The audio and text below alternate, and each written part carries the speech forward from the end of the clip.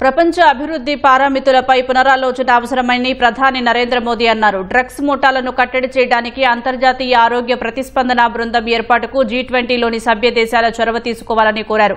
దక్షిణాఫ్రికాలోని జోహెన్స్బర్గ్లో జరుగుతున్న G20 శిఖరాగ్ర సదస్సులో పాల్గొన్న ప్రధాని ప్రపంచ పురోగతికి ఆఫ్రికా అభివృద్ధి కీలకమని పేర్కొన్నారు.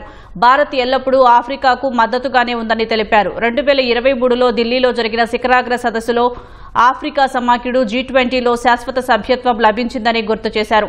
వచ్చే దశాబ్ద కాలంలో ఆఫ్రికాలో 10 లక్షల మంది సర్టిఫైడ్ ట్రైనర్స్ ను తయారు చేసేందుకు సంయుక్తంగా పనిచేద్దామని పిలుపునిచ్చారు. ప్రస్తుతం ప్రపంచానికి సమ్మిళిత స్థిరమైన అభివృద్ధి అవసరమని మోదీ ఉద్ఘాటించారు. అంతర్జాతీయ ఆరోగ్య ప్రతిస్పందన బృందాన్ని ఏర్పాటు చేస్తే మహమ్మారులను మరింత సమర్థవంతంగా ఎదుర్కోవచ్చని సూచించారు. ఇందుకోసం G20 సభ్య దేశాల్లోని వైద్య నిపుణులతో ప్రత్యేక బృందాలను ఏర్పాటు చేసుకుందామని ప్రధాని పిలుపునిచ్చారు.